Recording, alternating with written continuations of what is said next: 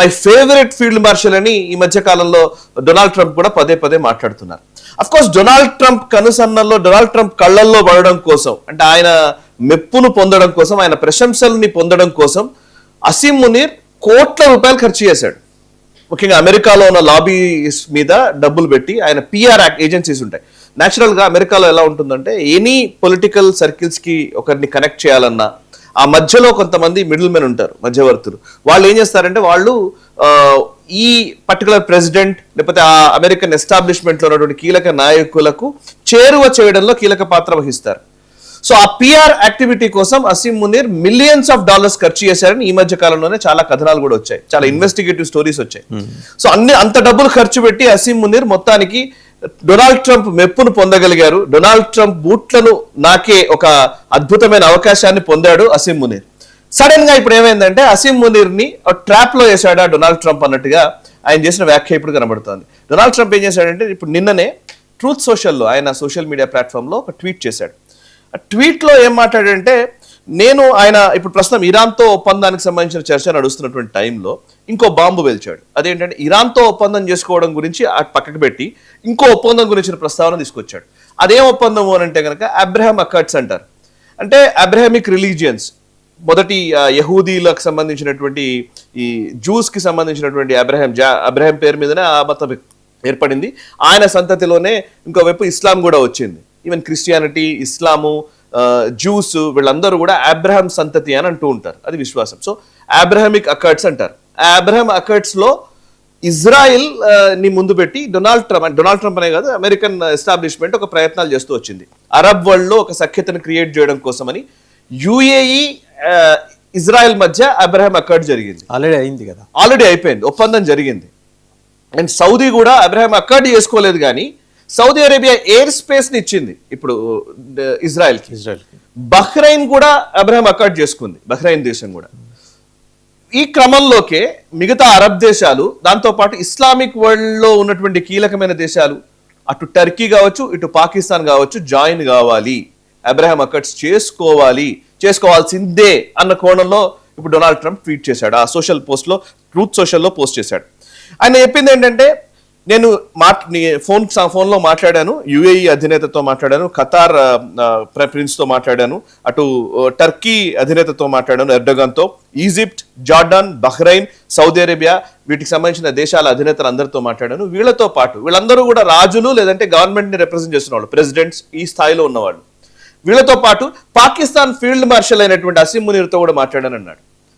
అంటే వీళ్ళందరూ రాజులు, గవర్నమెంట్ నడిపేవాళ్ళు. గవర్నమెంట్ నడిపేది ఎవరు? పాకిస్తాన్ లో షహబాజ్ షరీఫ్ తో మాట్లాడాలి యాక్చువల్లీ అయితే కదా, షహబాజ్ షరీఫ్ తో కాదు, ఈ అసీం మునీర్తో మాట్లాడాను. నేను ఏం చెప్పాను అని అంటే, అబ్రహాం అకార్డ్స్ చేసుకోవాలి, మీరందరూ ఇజ్రాయెల్ తో ఒప్పందం చేసుకోవాలి, అప్పుడే శాంతి నెలకొంటుంది. ఇజ్రాయెల్ నేను దేశంగానే గుర్తించినట్టుంది కదా పాకిస్తాన్. ఎవరు గుర్తించారు? అసలు ఎవరు గుర్తించారు వీళ్ళు? సో మీరందరూ ఇజ్రాయెల్ తో ఒప్పందాలు చేసుకోవాలి. యుఏఈ ఆల్రెడీ చేసుకుంది, బహ్రెయిన్ ఆల్రెడీ వాళ్ళతో సఖ్యతతో ఉంది, ఇంకోవైపు సౌదీ అరేబియా కూడా పర్వాలేదు అనే భావనలోనే ఉంది. మీరు ఇజ్రాయెల్తో ఒప్పందాలు చేసుకుంటే ఈ సమస్యలు ఉండవు, మీరందరూ ఒప్పందాలు చేసుకోవాలన్నాడు.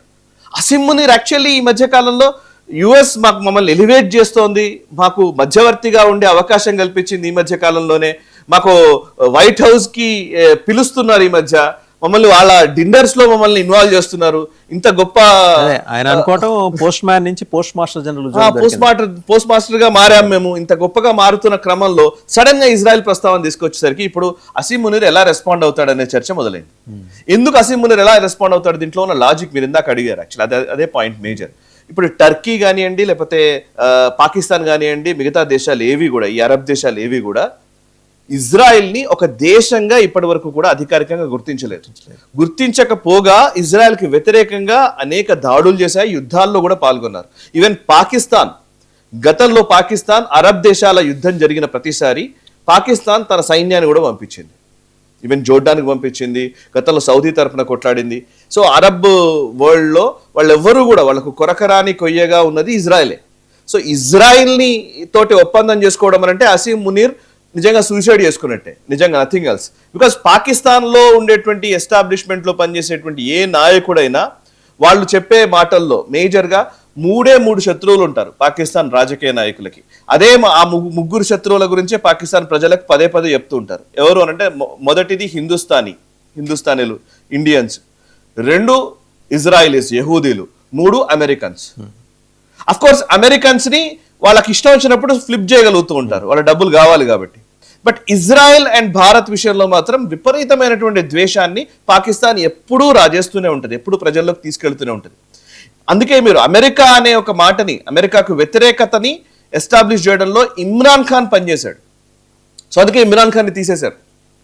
సో ఇప్పుడు మొత్తం ఇందులో కాంటెక్స్ట్ లో మనకు అర్థమవుతుంది అంటే ఇజ్రాయెల్తో పాకిస్తాన్ ఒప్పందం చేసుకోవాలని ఇప్పుడు డొనాల్డ్ ట్రంప్ చెప్తున్నాడు. ఇంతకాలం Donald Trump my favourite field marshal అన్నప్పుడు పొంగిపోయినటువంటి అసీం మునీర్ లేదా షెహబాజ్ షరీఫ్ ఇప్పుడు ప్రజలకు ఏం సమాధానం చెప్తారో తెలియదు. ఇప్పుడు ఇమీడియట్ గా లేదు మేమెందుకు జాయిన్ అవుతామని ఏదో స్టేట్మెంట్ ఇవ్వాలి. నేను ఐమ్ జస్ట్ వెయిటింగ్ యాక్చువల్లీ వీళ్ళు ఏం స్టేట్మెంట్ ఇస్తారని. ఖచ్చితంగా అదే ఇస్తారండి. ఇప్పుడు మాకు సంబంధం లేదు, మేము అసలు జాయిన్ అయ్యే పరిస్థితి లేదు అని ఇచ్చారనుకోండి, డొనాల్డ్ ట్రంప్ ఈగో హట్ అవుతే డొనాల్డ్ ట్రంప్ ని సెట్ చేసుకుంటూ ఆయన ఈగో హట్ కాకుండా మాట్లాడాల్సిన పరిస్థితి. కెనడా ప్రైమ్ మినిస్టర్స్ ని, ఫ్రాన్స్ ప్రెసిడెంట్ ని ఎలా తీసి పారేశాడో కూరలో కరివేపాకులా రేపు పొద్దున అసీం మునీర్ కూడా అదే జరగబోతుంది. ఎగ్జాక్ట్లీ. ఇప్పుడు అందుకే ఇప్పుడు ఇప్పుడు ఇంతకాలం ఇంత కష్టపడి ఇన్ని $1 మిలియన్ ఖర్చు చేసి డొనాల్డ్ ట్రంప్ కన్నల్లో పడడం కోసం ఇంత ఖర్చు పెట్టిన తర్వాత ఇప్పుడు సడన్ గా ఈ మాట అనేసరికి ఇప్పుడు ఎలా రెస్పాండ్ కావాలో అర్థం కావట్లేదు. బేసికలీ పాకిస్తాన్ ఫారిన్ పాలసీయే మొదటి నుంచి కూడా పాకిస్తాన్ ఫారిన్ పాలసీయే కొంత విచిత్రంగా ఉంటుంది. వాళ్ళ ఆర్మీకి సంబంధించిన డిఫెన్స్ పాలసీలు లేకపోతే దానికి సంబంధించి కూడా మీరు చూస్తే వాళ్ళది అద్దె సైన్యం ఒక రకంగా.